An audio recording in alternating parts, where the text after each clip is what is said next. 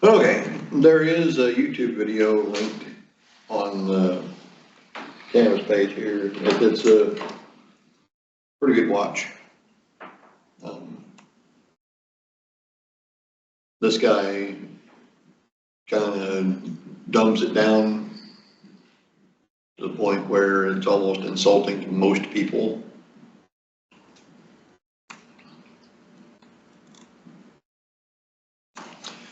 But anyway, DHCP, Dynamic Host Configuration Protocol.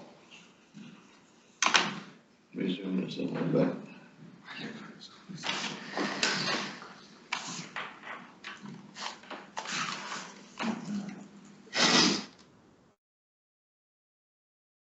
Can you see that right?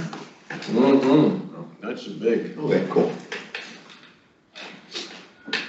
Okay, so basically, DHCP is a very effective, bless you, very effective way of assigning IP addresses to hosts on the computer network. It's dynamic host configuration. But DHCP is used for several other things as well, and not just assigning an IP address, because with just an IP address, that's great, but it doesn't, it's not everything you need to be able to join a network. You also have to know what the subnet mask is, so you can know who your peers are, other hosts that you can talk to. You need to know what the gateway is. That is typically your next hop, the router. That's your gateway to every other network. Okay. What is known as a default gateway. You can have more than one gateway in a system. It is possible to do policy-based routing where if you are this type of traffic, you want this gateway, and if you're this type of traffic, you want that gateway. But typically, networks have only one gateway, and that's essentially your route out to the internet. The network and subnet mask tells you who your peers are, so if you don't have, if you're trying to communicate with a computer that is not part of your network, it tries to send out the gateway. If it is a private IP address, when it hits the gateway, if there's no route established in the router itself, which is where typically what the gateway appliance is, it just drops the traffic. Private IPs are not routable on the internet, so it doesn't even try. Okay.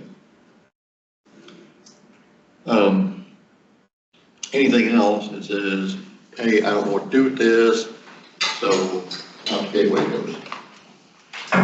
That would be for, you know, your Yahoo or YouTube or Amazon, whatever. It's all going to go out the gateway because you definitely don't have those assets on your local network. Neat thing about DHCP is you can use it on pretty much any size network you want.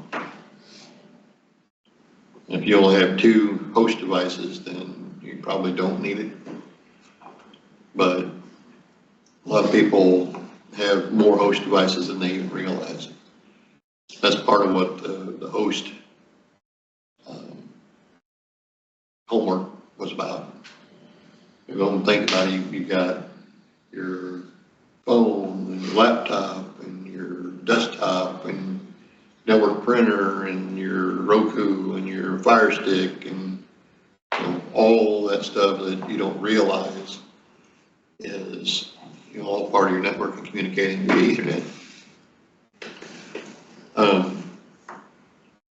DHCP is almost assuredly set up on your home router, either from your ISP or you can go to Walmart and buy a $100 Wi-Fi router. And those all do DHCP. I'm expecting the average person to be able to sit down and assign non-conflicting IP addresses to all of the devices in the house that are that's pretty tall ask for the average person. Okay. So they turn DHCP on by default. And just out of curiosity, who has a guess, hoping somebody does, on what the two most common private IP address spaces on home router is? 192.168.1.1. Close.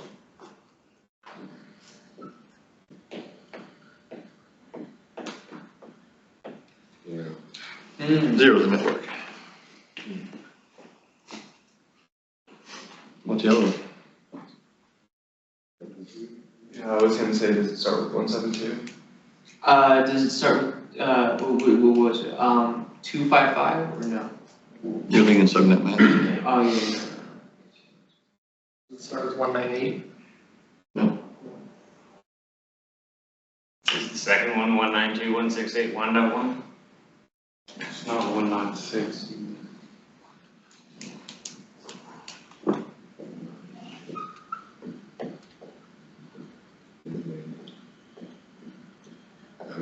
Oh, 0 and 1 are the two most common home router networks. Class C.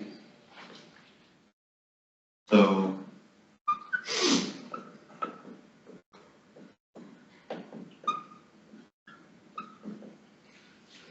Class C subnet mask.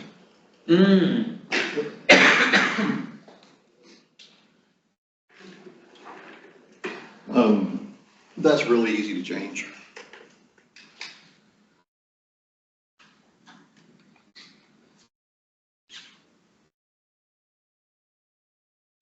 Also, since you have that 255 there and a third octet of your DHCP, or sorry, of your subnet mask, these two cannot talk to each other. Because you had a .1 on one of them and a .0 on the other in that third octet. This right here says that these two must be identical. So those can talk to each other unless you have a router that specifically says you route traffic between these two.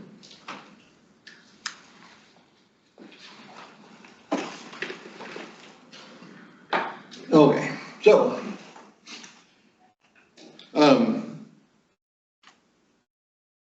with a standard 255.255.255.0 subnet mask on a Class C network, you have how many hosts? Hosts. How many hosts can you have? So 254 network? 254. Why 254?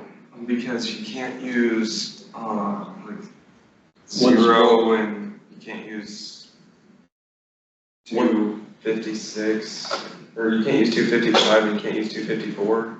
So I thought you can't use 0 or 255. You run out of IP addresses. Was it broadcast? Yeah, out of public IP address. Well, 254 as opposed to like any other number, then yeah, it's because there's from 0 to 255. But then there's like a couple of those addresses that you can't use, like you can't use 0 and you can't use 255. Yeah, why can't you use 0? Because it's Are you being used? it's the router or it's like the network. That's the network. Well, I think you use 255. That's broadcast. That's broadcast. So you have 1 through 254 left over, that's 254 possible hosts. And you guys have 254 host devices in-house? Nope. Yeah, I didn't think so. I don't either. So that's why we typically use Class C subnet. There's absolutely nothing that says you can't go into your router settings and change your network. Actually, it's a good idea to do so because everybody uses 192.168.0 and 192.168.1. So you change that to 192.168.35, 223, something other than 0 or 1. People go, well, that's not the right address. Or if you really want to get creative, you can change it to Class B or Class A. There for a long time, I ran my network at home on a 10 dot network. I could use 16.7 million host devices. I didn't need that many of them either. Please.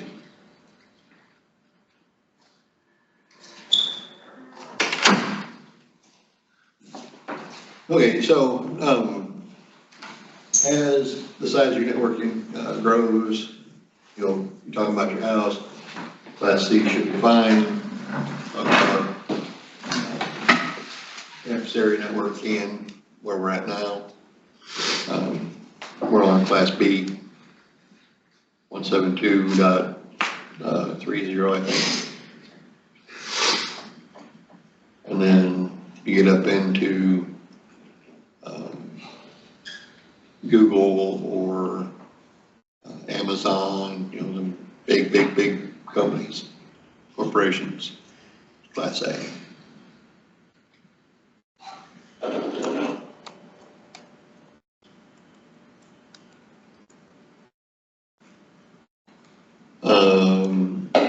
Many routers and residential gateways have DHCP server capability. I would think it's safe to say all.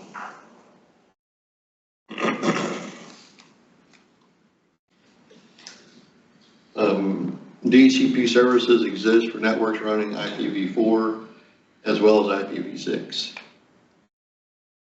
The IPv6 version of DHCP is commonly called DHCP v6 to go with the IPv6. So,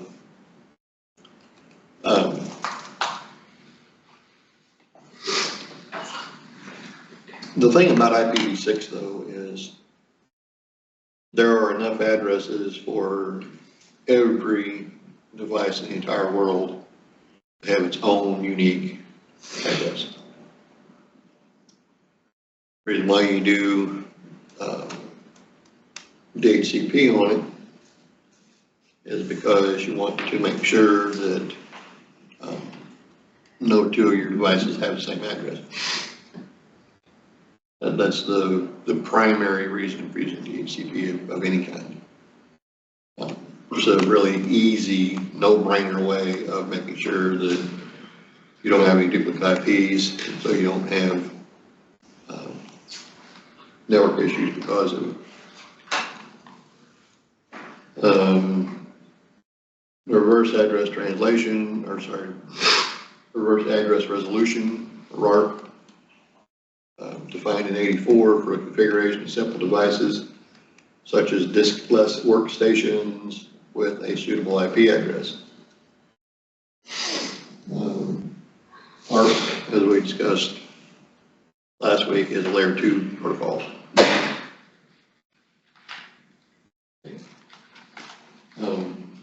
Which made the implementation very difficult on server platforms.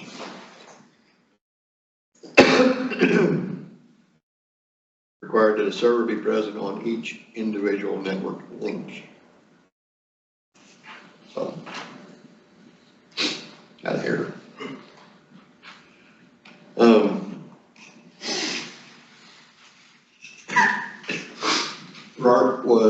superseded by Bootstrap Protocol or Boot P, find in 85. Boot P is precursor for DHCP. The only thing Boot P could do though was give you IP address, and that's about it. But that IP address is assigned for life, right? You go and get stuck there. Yeah, there's nothing dynamic about Boot P either. You're absolutely right.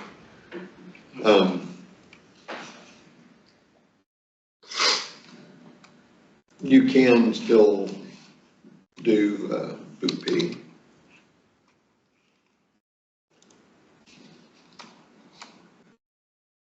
Well, I don't know how well you can see that, but you can also assign gateway, primary and secondary DNS, and then the domain of it too.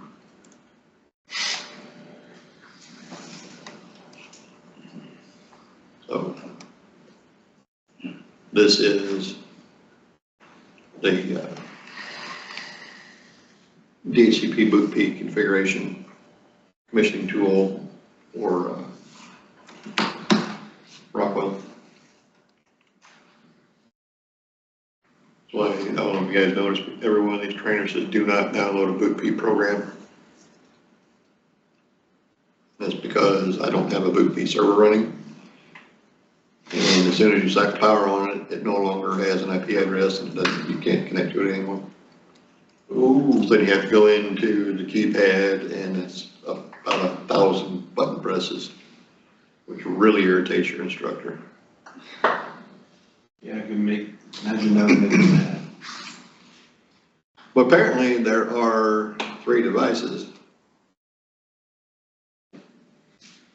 that can communicate with this computer that are asking for a DHCP lease, and there is no DHCP server responding.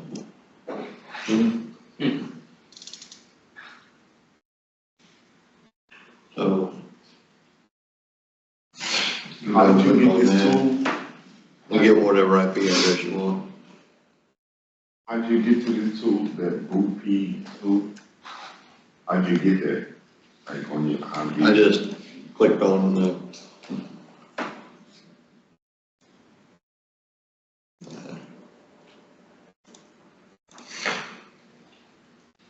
search and started typing Boot P.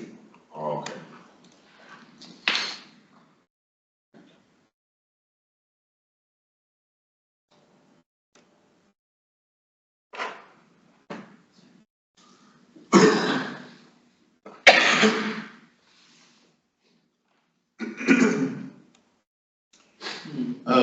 And DHCP was first defined in October '93 based on Boot P, but can dynamically allocate IP addresses from a pool and then reclaim them when they're no longer in use.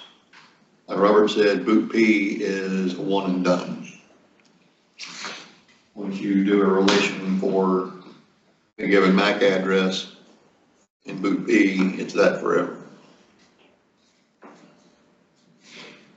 With DHCP, you have the lease time, and if you don't specifically ask to keep your IP address, when that lease time expires, the IP address goes back into the pool, so that somebody else can request and get it. Problem with that is you need a server or a printer or something that always needs the same IP address.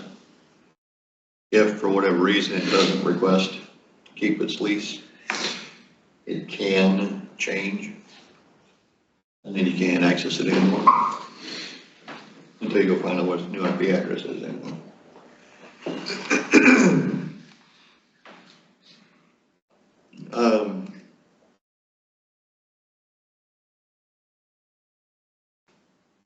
DHCP inform.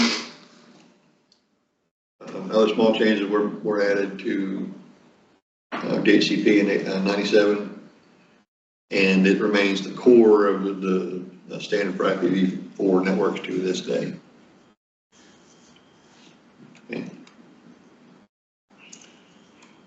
V6 was initially defined in '03 after updates.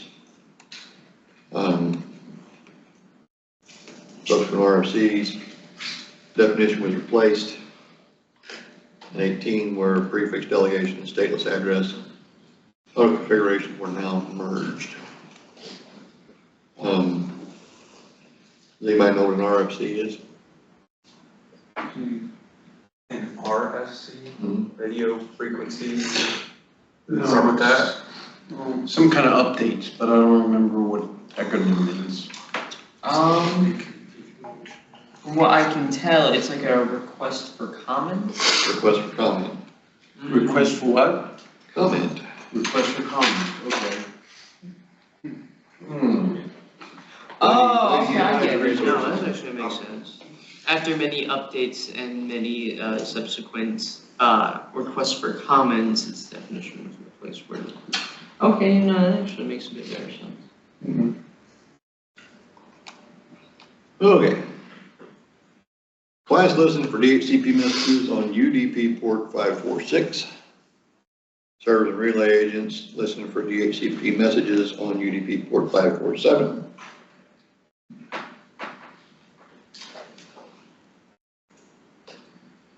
So, we haven't talked about this yet, but does anybody know what UDP is? User defined protocol. Close. User datagram protocol? Yeah, drawn from what he said. User datagram protocol. I got the user part right.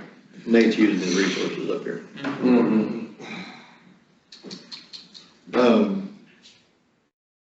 UDP is a connectionless communication. I assume that you heard what I said. Connectionless. With Yes, it TCP, it is, you have to establish connection first. And then there's handshaking that goes back and forth. Hey, this is what I said. Did you get it? Yeah. Okay, let me tell you some more. Did you get it? Yeah. Okay, let me tell you some more, and so on. And then with UDP, it's I send it. If you got it, great. If not, sorry about your luck. So there's a list of UDPs on how many ports? 65, 535. 65? 65, 535. Same number of UDP ports as there are TCP. Each port has a specific. Yeah, most ports can be used for anything. There are some predefined, like port 80 is HTTP, port 443 is HTTPS, 53 is DNS, 123 is network time protocol, 1136 I think is remote desktop. You know, there's a email, it's typically port 25. I ran into this a long time ago and I still run into it. I just don't know what it is. It is asking you to specify a port and I'm like, but now I get what you're saying. You can think of ports as different lanes on a highway. A highway that's 65,000 lanes wide. But it's effectively what it is, and you can't cross the line. Once you start down that lane, you're stuck there, no matter who's in front of you driving like your grandma. Okay, that really helps me. So basically, this is how you route traffic through the, you can configure it to route it through the ports, like, hey, if I want all this traffic to go to this port. Yeah, there are, like I said, some predefinitions. You know, you can use any port for anything you want. You don't have to run HTTP over port 80. It's just the default. If you don't specify otherwise, then it's going to use port 80. But I've got my camera server at home actually runs on port 81 and it runs HTTP. That's a good question. So are some lanes on the highway faster than others?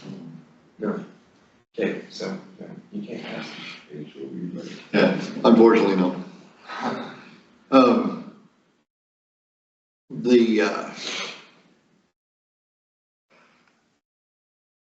The speed is based off of the speed of the connection. So if you're running a 10 megabit connection, you go, however fast you go 10 megabits, and if you go on a 100 megabit connection, you're literally 10 times faster. Gigabit is 10 times faster than that. 10 gig, 10 times faster than that, and so on. But all the traffic down every lane is going at the same speed, basically. Well, technically, they all go at the speed of light. Those are electrical signals. That's what a lot of people don't understand. The signals travel at the same speed no matter what. It's how many times can you send a 1 or a 0 on each other and have it make sense when it gets to the other end. I mean, they never figured out what just that one column of electrons never were right. Do what? No, I'm saying they never, like what you just asked, like the speed of light, that electrons flow at the speed of light. So the guy that measured it, he died counting how many electrons were in 1 amp. Oh, yeah. It's like, He didn't literally die, but if you're gonna sit there and count every single one of them, yeah. There's a really large number Yes. in a single lamp. That's fine, 8.5. 0.5. Depends on which path it takes through your body. Yeah, half an amp will kill you dead across your yard. And is it true that you have to have enough voltage to pass that much current through your body to, yeah. So if it was like 5 volts, that's like a. Well, that's why 24 volts in control circuitry is considered safe, because there's not enough energy there to have enough current to be able to harm you. The threshold is 24, 24 volts DC or AC? Our control circuitry is DC. but yeah, so it would be DC.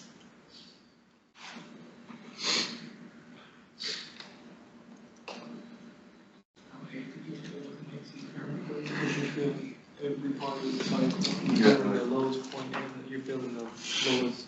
Okay, so, It feels like. Yeah. DHCP unique identifier. The DHCP unique identifier, or DUID, I'm gonna call it dude from here on out. dude, Yeah. used by a client to get an IP address from DHCP v6. 2-byte DUID type field, variable length identifier up to 128 bytes. Actual length depends on its type. There's Dewey over it. Dude. There's dude, there's do it in, Dude LLT.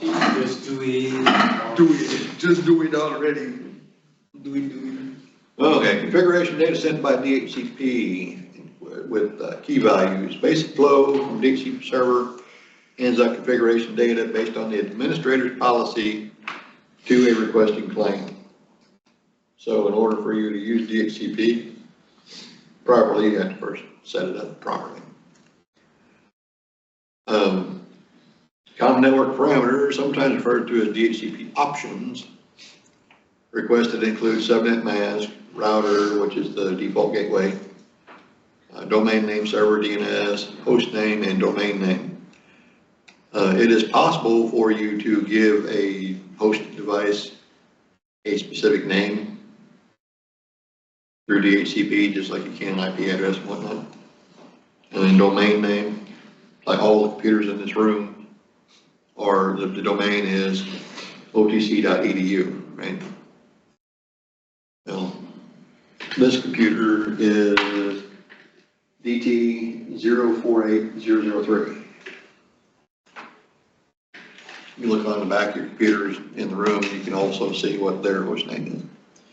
Typically, whenever you set up the operating system on a new computer, it'll ask you, what do you want the host name to be? Yeah, If you don't tell it, it just generates one at random. desktop dash something or. Yeah, desktop dash, some hexadecimal number, like 6 digits long. Yeah.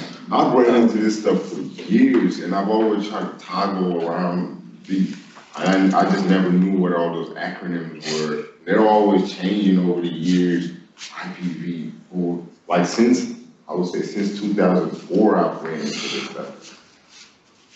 I've always tried to toggle around the configurations. I'm like, oh my God, give up. Yeah, you wanna be careful whenever you jack the configuration, because you can lock Yeah, yourself out. I've done that so many times, locked myself out of a network computer. Oh, I mean, I've always toggled around. I'm pretty sure everybody in here is familiar with this stuff. But they just never know, they didn't know what it was. It was like, what is this DHCP? But I mean, I'm kind of getting it now, like.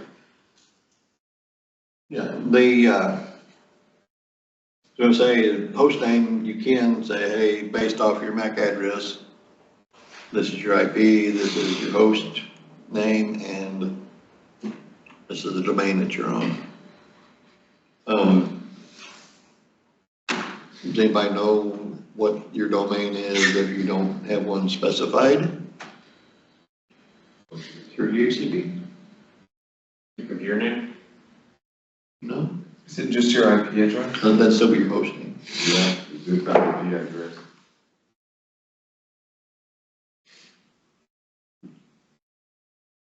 Not local. So if you're not on a specific domain, your computer defaults to .local. Because it's your local network.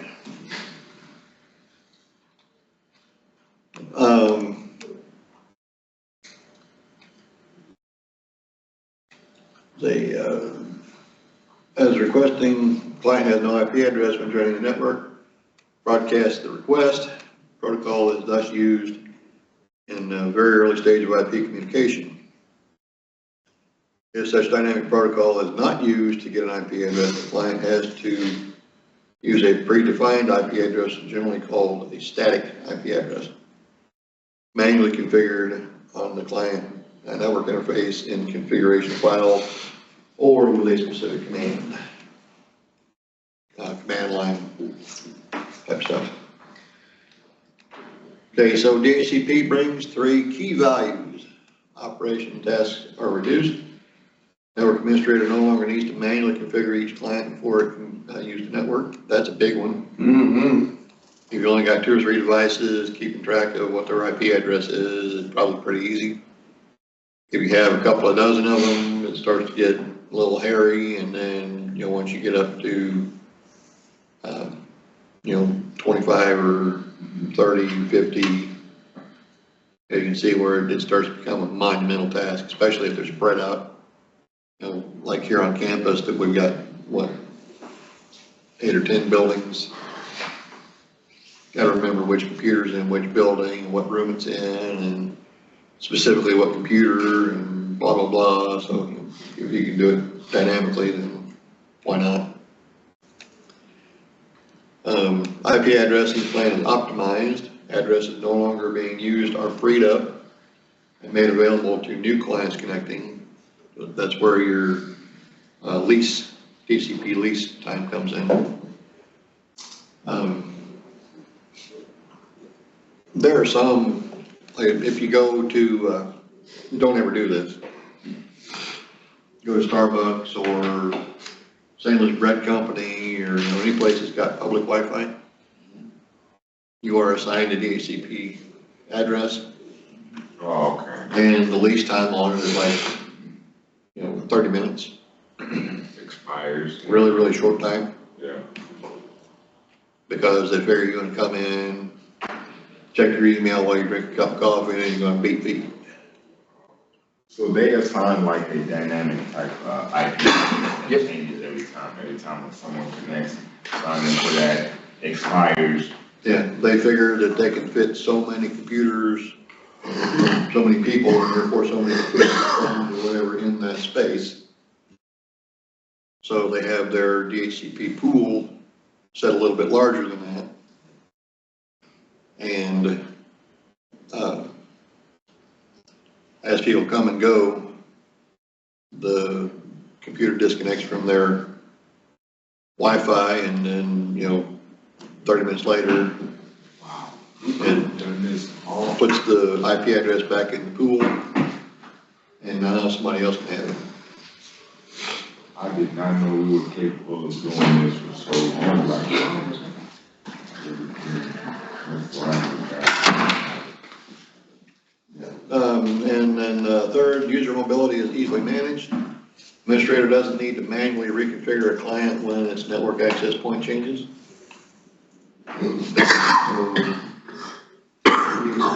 Follow you.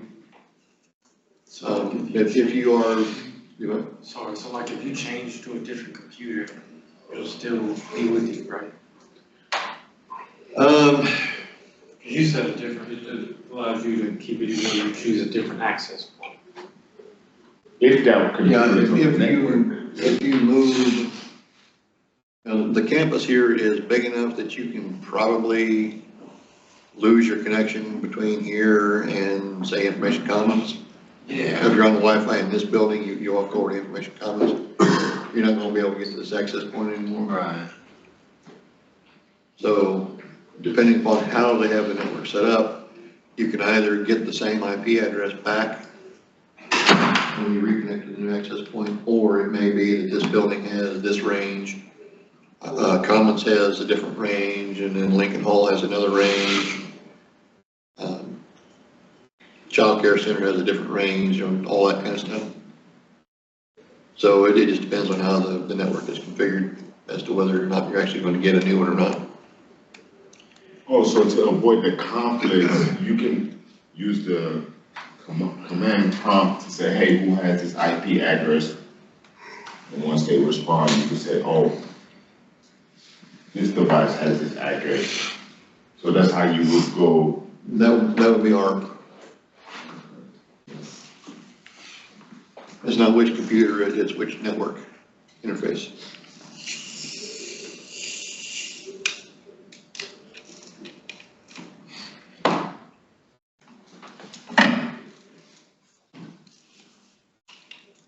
Okay, so lease time management. IP address information assigned by DHCP is only valid for a limited period of time and known as the DHCP lease. Period of validity is called the DHCP lease time. When the lease expires, the client can no longer use the IP address, has to stop all communication with the network unless he requests to extend the lease or rent the lease, rent the IP address via the DHCP lease renewal cycle. To avoid impacts of the DHCP server not being available at the end of the lease time, clients generally start renewing their lease halfway through the lease period. I don't know if you guys remember me talking about that earlier in the semester. Once you establish, there's a handshake, which we'll talk about here in a little bit. It goes back and forth to get your DHCP lease, and then it also has a time to live, a lease time on it. Halfway through there, it says, hey, can I still have it? Yeah, okay, thanks, and then it extends it out. So if you got say you're at Starbucks and you got a 30-minute lease, 15 minutes into that, your computer is going to say, hey, can I still have it? Server will say, yeah, sure, no problem, and then you extend out another 30 minutes from there. 15 minutes into that new lease, you send out another, hey, can I still have it? Yeah, okay, so that extends you out another 30 minutes. Okay, so if you renew twice, you get a total of, being half hour, 45 minutes, hour, 15 minutes, I'll put an original 30 minute. least if you renew it twice. So as long as you are still at Starbucks taking up space, you can renew it as many times as you want. Keep your same IP address. Although, since it is open network, there are people that live nearby Starbucks that use that as their internet. And they know that, so periodically they'll say, okay, you've had a lease for probably way too long. You know, you're obviously not sitting in the building, making us money by buying our coffee at a ridiculously elevated price. Yeah. So we kick you off the network anyway. Anyway, the lease time management. To avoid the impacts of DHCP server not being available at the end of lease time, clients generally start renewing their lease halfway through the lease period. Renewal process ensures a robust IP address allocation to devices. Any device asking for a new IPv4 address at arrival on the network and not receiving an answer will use automatic private IP. 169.254, that is automatic private IP address. Windows uses it, so that all Windows computers can talk to each other if there's no DHCP server around. Notice that it says /16 here at the end. We haven't talked about CIDR yet, but that just tells you how many ones are in the subnet mask. So /16 is actually 255.255.0.0. Just so you know. So that's what, 65.535, 256 squared.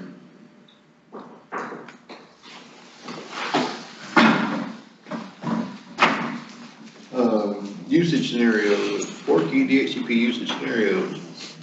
Initial client connection, client request of DHCP server and IP address and other parameter values for accessing network services.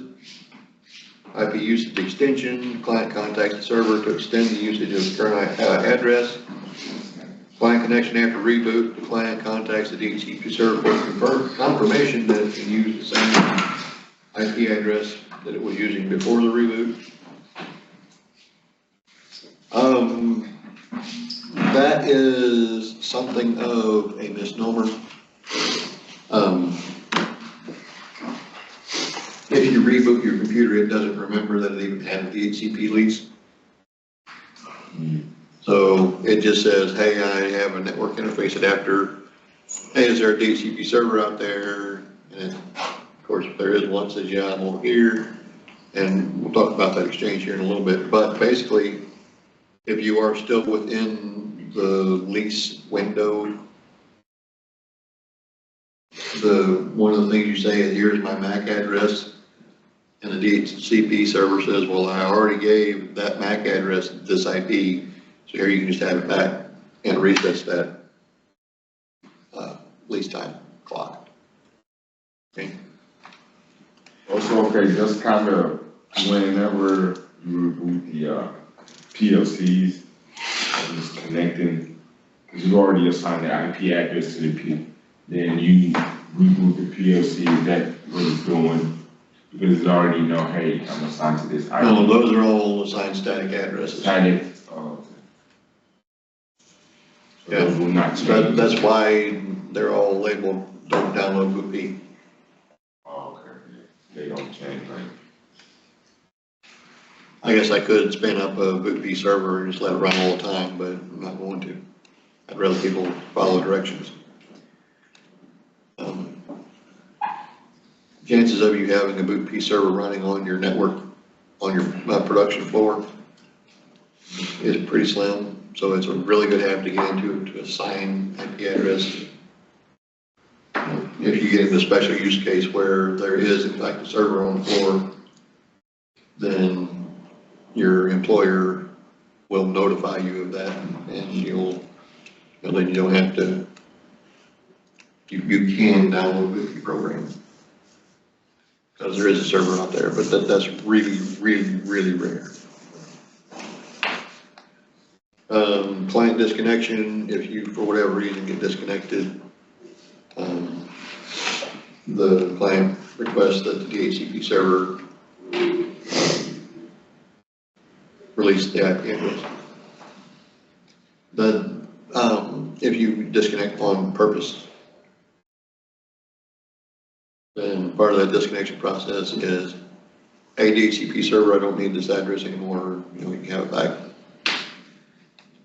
If you get disconnected because you step outside the range of the Wi-Fi and come right back, or, the cat jumps up on your desk and knocks the switch off of the desk and the cord comes disconnected, and plug it right back in, that kind of stuff. Options can be used to automatically provide clients with information on network services they can use. A very efficient way to push IP address of the time server, NTP, mail server, DNS server, print server, can also be used to provide a file name and a file server that will be used by the client to start a specific boot process. Mainly for iPhones and Wi-Fi access points, but can also be used for auto-installing clients and servers with PXE or pre-boot execution environment. Some computers, whenever you boot them up, you get a black screen, and up in the upper left corner, it says something to the effect of PXE boot. Mm-hmm. And it sits there and spins for a little bit. I can't connect to Pixie server, so let's move on.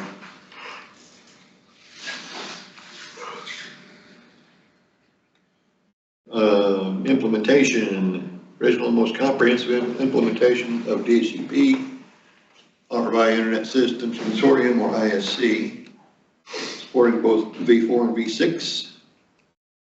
ISC DHCP offers a complete open source solution for implementing DHCP servers, relay agents, and clients. You can set up your DHCP server as just a relay agent. So it doesn't have to keep track of all the DHCP stuff. You can say, hey, if you're on this network and you need a DHCP lease, the relay agent is going to forward your request onto the actual DHCP server. As far as you're concerned, it's pretty seamless. He's the guy in the middle, but as far as you're concerned, you're talking to him, you don't know that he's talking to somebody else for you, basically.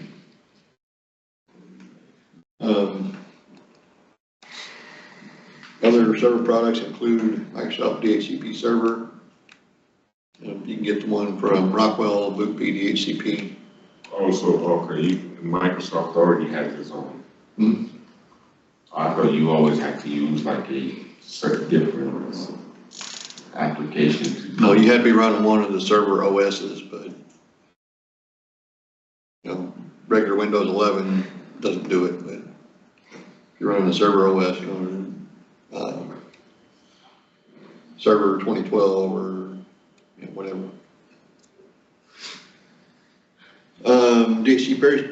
DHCP servers can be enhanced by DHCP failover to bring high availability and load balancing of traffic.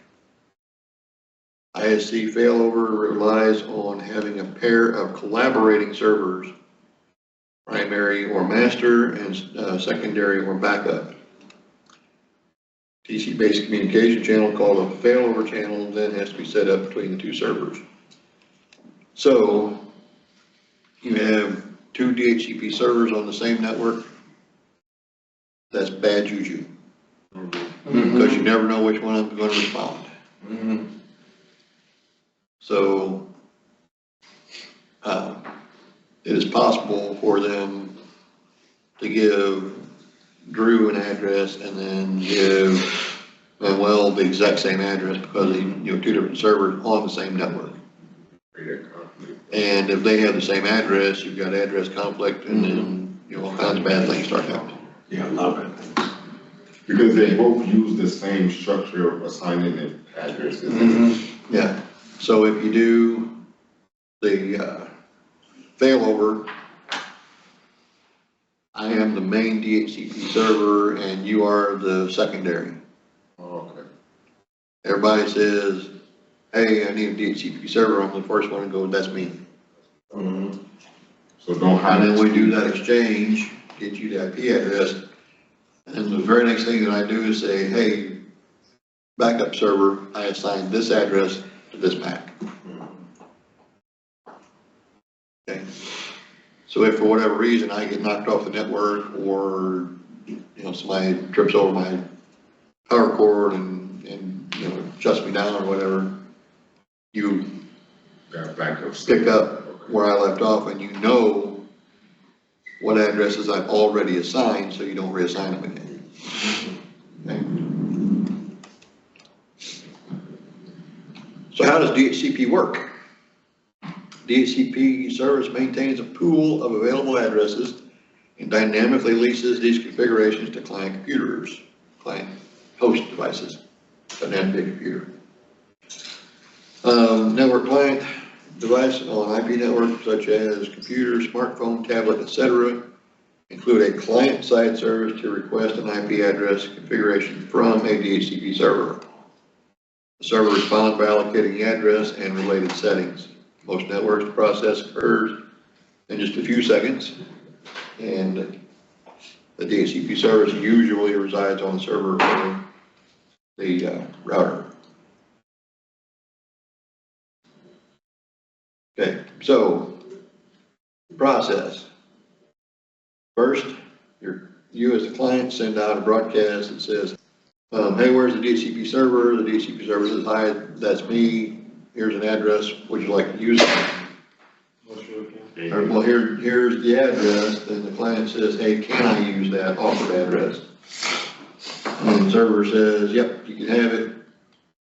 The request marks the IP address at least in its database. Okay, so where's the server? That's me. Here's your IP address if you want it. Yes, please. Okay, then you can have it. DHCP clients must check in with the server periodically to ensure the settings that they at least are still valid. So if you have dozens or hundreds of computers on your network and you are forced to change the IP address of, say, the NTP server, then you know that all of the client devices are eventually going to come back and say, hey, can I still have my lease? That's when you say, yes, but here's the new information for network time protocol. Instead of talking to that NTP, now you need to talk to that one over there. Okay?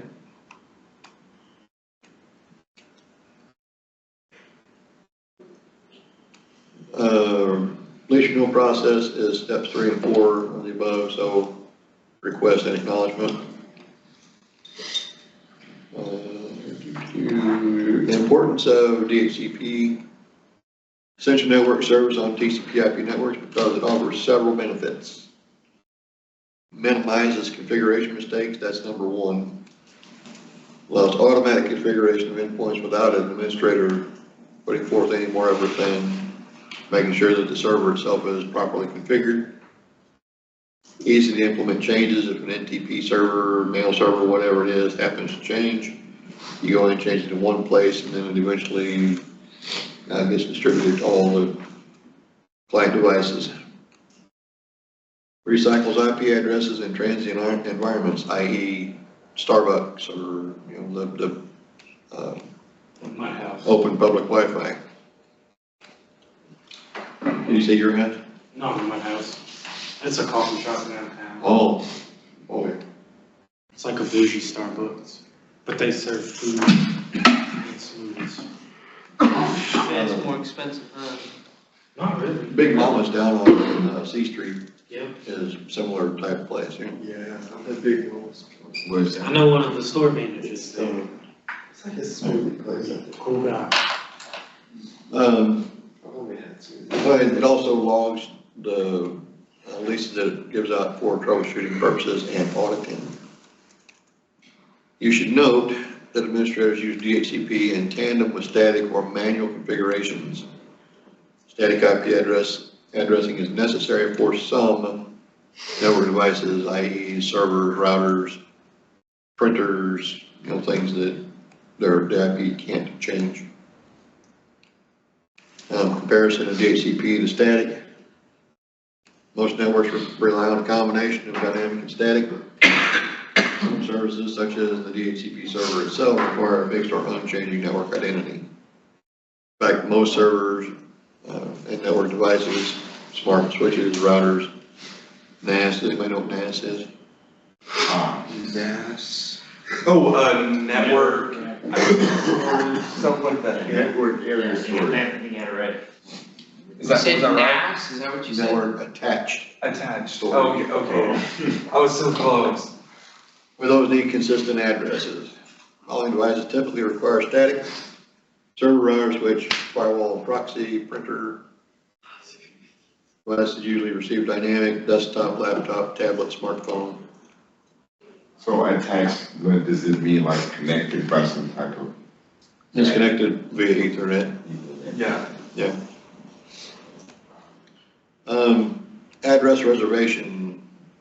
I answered this question from somebody last week, I don't remember who it was.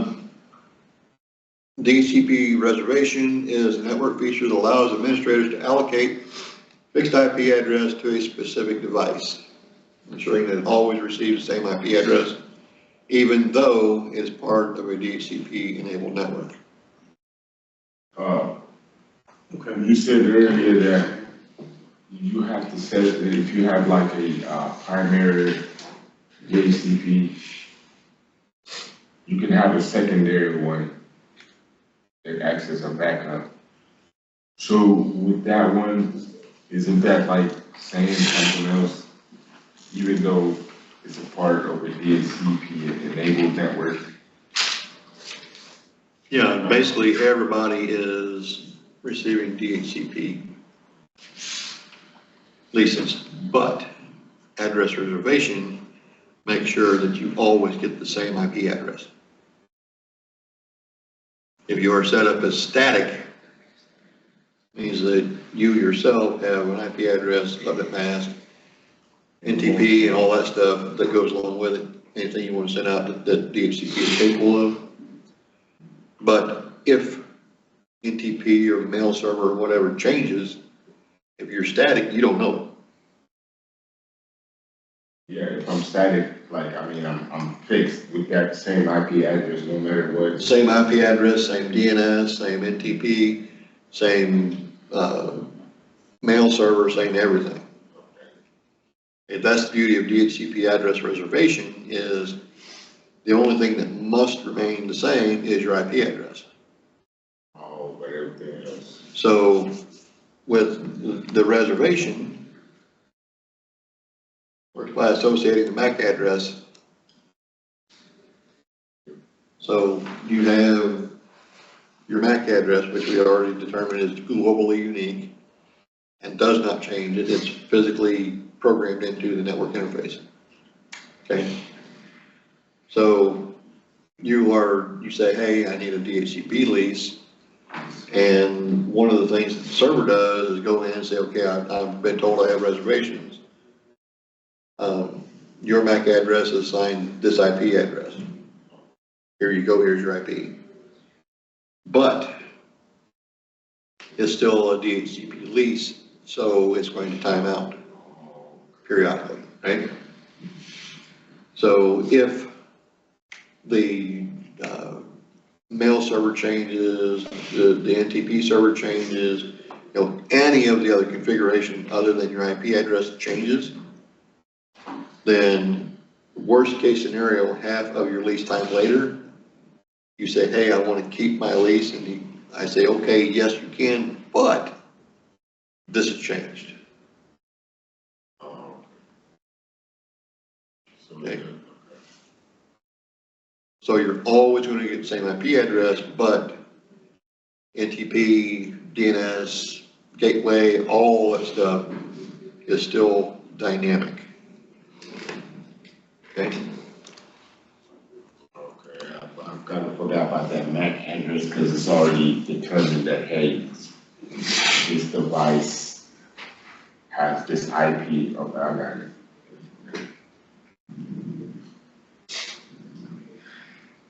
Yeah, so, when the device requests an address from the server recognizes the MAC and assigns the reserved address, bypassing the dynamic assignment process. So, you have a group of IP addresses that are for the dynamic clients. And there you go, and then you got the group of reserved addresses. Those two cannot cross.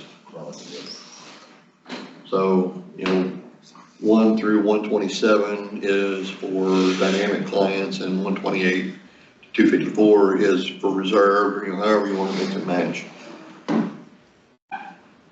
Maybe you only need 10 dynamic addresses and everything else is reserved, so it just, how you want to chop it up.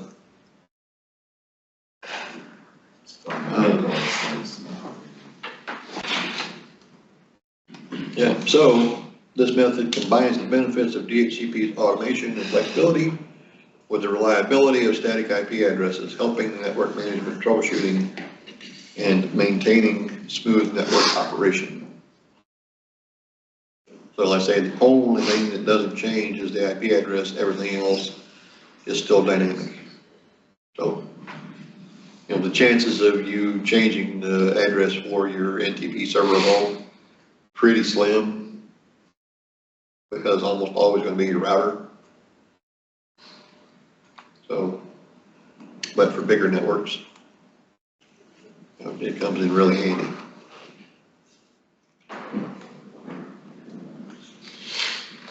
There are some devices that have built-in clocks, like the printers in the hallway out here. Oh, really? Yeah. Okay. They timestamp everything. Oh, okay. Yeah, that would make sense. So they need to have accurate time information. So they are connected to an NTP server somewhere.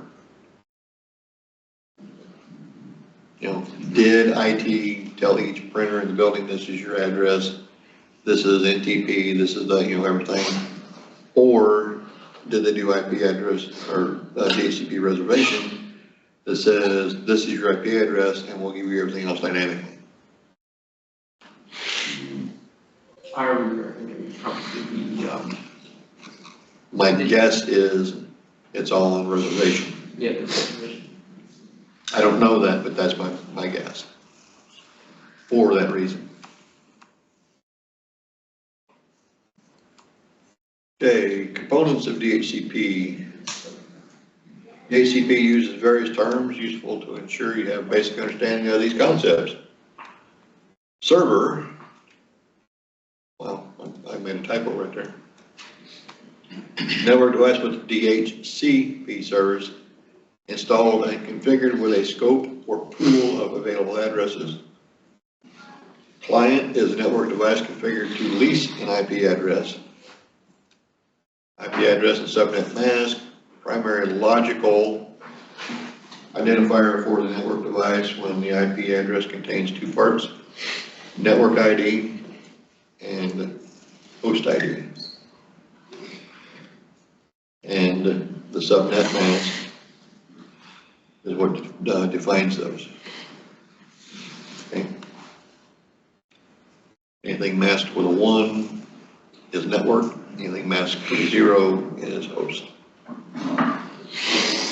Default gateway, IP address of the router that provides connectivity to other network segments, typically internet.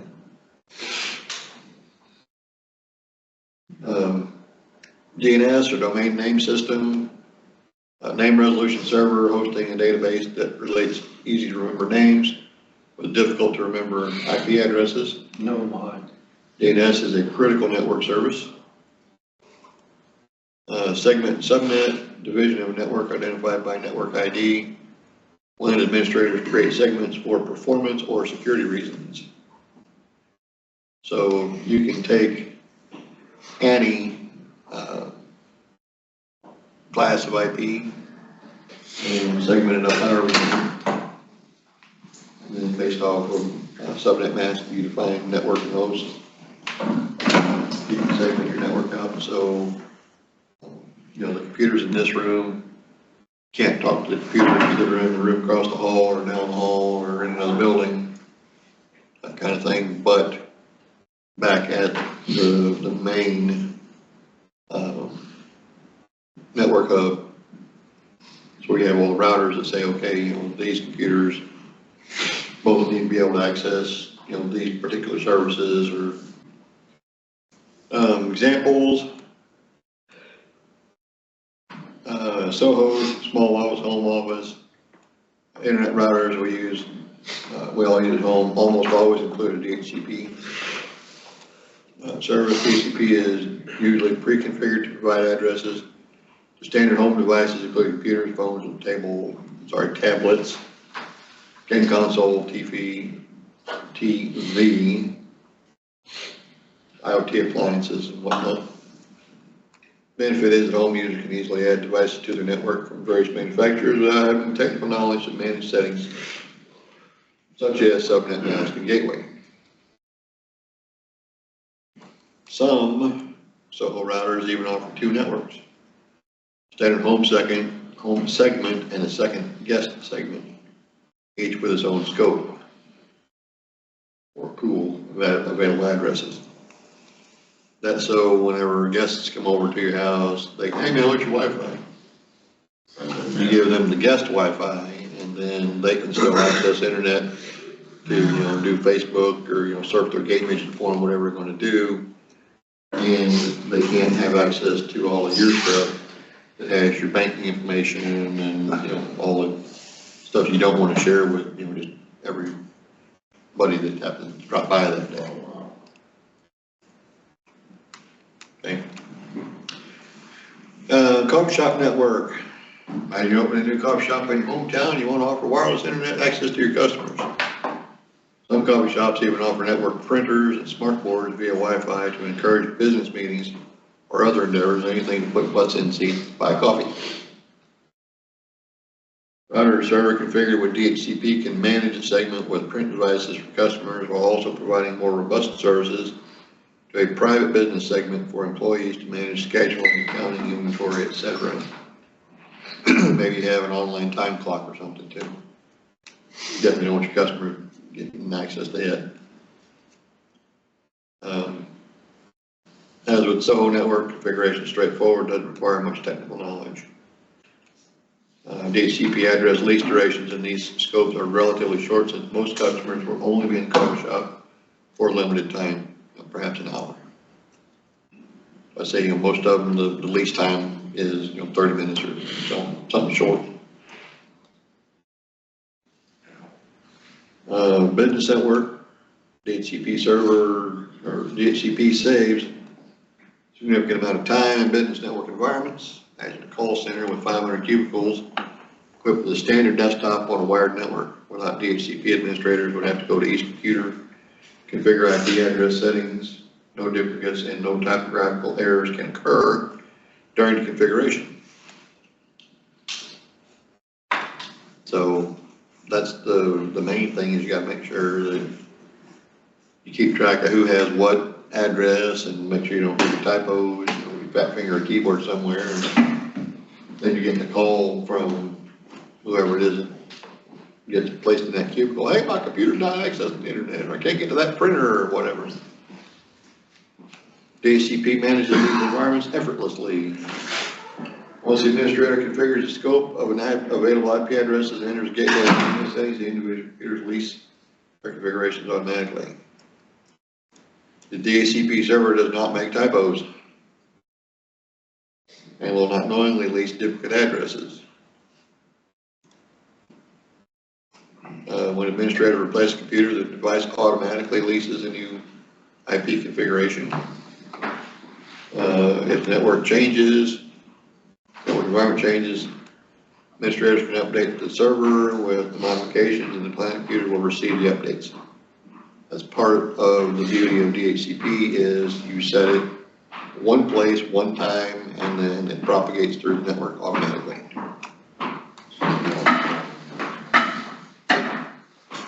Advantages and disadvantages.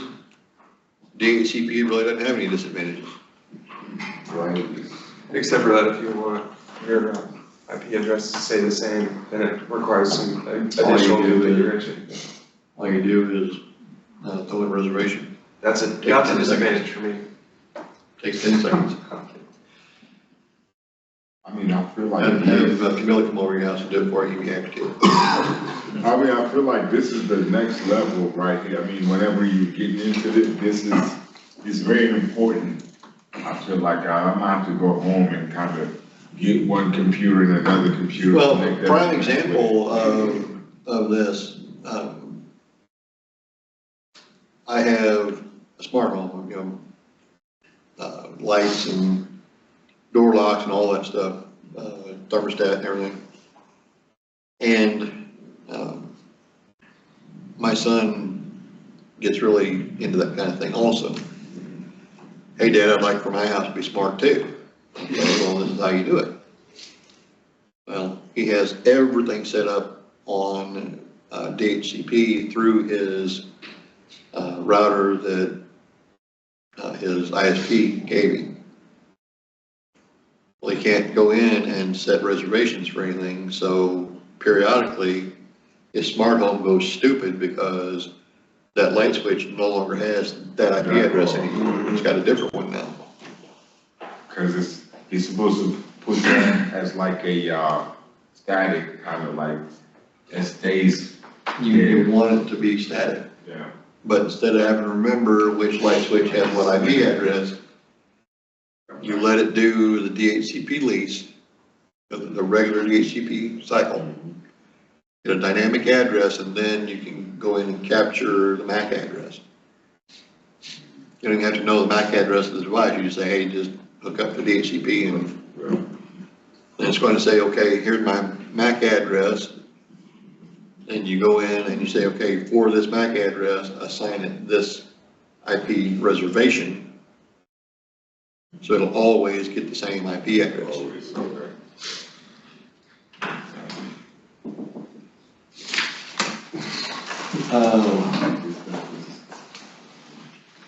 Typically, network servers and devices should have static settings or at the very least, DHCP reservation. Essential to get the pool configuration correct. You want to make sure that you're giving everybody the right Right. IP range and subnet mask and whatnot.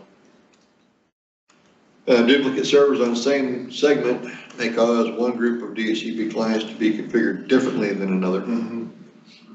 So if you got that primary and secondary, you want to make sure that they are in sync with each other. Misconfigured options in DHCP may cause clients to receive incorrect settings. To be especially careful to get the default gateway and DNS settings correct. You screw up a default gateway, it can't get out to the internet for sure, and if you're routing traffic between various segments, it can't do that either because it just doesn't have the right gateway. And you screw up DNS, internet doesn't work at all. Couldn't resolve the address. Sorry, I don't know what to tell you. DHCP servers with overlapping pools may cause clients to lease duplicate addresses. Resulting conflicts cause various configuration problems for the clients. Most of them nowadays will say, hey, that's a duplicate IP, and they both shut down. Yeah. Turn their interface off. DHCP offers many advantages over static. Most significant benefits are efficiency and consistency. Clients are essentially self-configured during the boot process, requiring no effort from deployment teams. and ensuring clients are all configured the same way. Most OSs assume the device will be DHCP, unless you specifically tell it otherwise. Administrators don't have to manually configure the device, which would introduce the possibility of duplicates and errors, especially typos. And today's DHCP servers do both V4 and V6. I have V6 shut down completely on my network at home. DHCP is not a difficult or a glamorous service, but it is a crucial one. There's a client mechanism or client machines can participate on the network and find two key services, routing and name resolution. Those are the two main ones necessary for communication, especially via internet. Allows administrators to focus on other more finicky services. Following best practices to ensure DHCP makes your life easier. Carefully configure options such as default gateway and DNS. Document IP address ranges in multi-DHCP environments. There's no harm in having multiple DHCP servers as long as they're not giving up the same address block. You can have one that gives out addresses in this block and one that gives out addresses in this block. Why you'd want to do that in a small environment like you have at home, anybody's guess. You probably don't want to, but it's possible. Configure the pools with the correct number of addresses. You can say, hey, if somebody asks you for a DHCP lease, here's the one address you can give out. Any other body or any other computer coming in to say, hey, I would like to have a DHCP lease. It just says, I'm out of addresses, sorry. You want to make sure that your pool is large enough to service, you know, the people that are probably going to connect.